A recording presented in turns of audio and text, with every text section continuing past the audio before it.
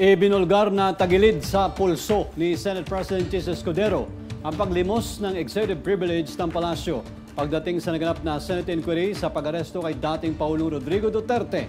Kung bakit, ikukwento sa atin ni Tala Lopez.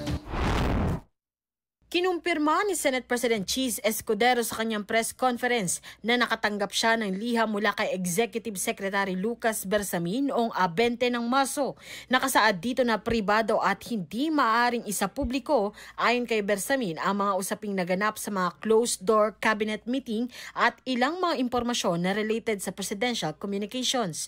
Pero hindi umubra kay Escudero ang ganitong pagrarason. Sa tingin niya kasi hindi akmang kumpasan ang executive privilege sa kasong ito dahil hindi naman uungkatin ang mga usapang naganap na direktang involve ang Pangulo.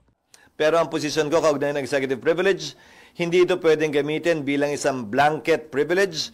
Ito'y pwedeng i-invoke lamang kapag ang tanong will tend to involve or include executive privilege. Hindi yan rason para hindi dumalo o mag-attend ng pagdinig.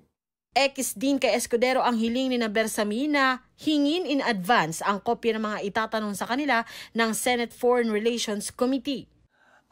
Hinihiling yon kaugnay ng question hour. Pero hindi naman kasi ito question hour. Ito ay investigation, inquiry in aid of legislation. Hinihiling lamang in advance ang mga questions sa mga kalihim kapag question hour ang involved.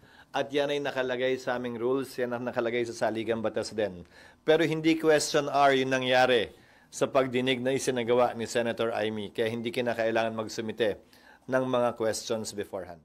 Pinabulaanan din ni Escudero na hinarang niya ang pagdinig sa pagkaaresto ni dating Pangulong Duterte.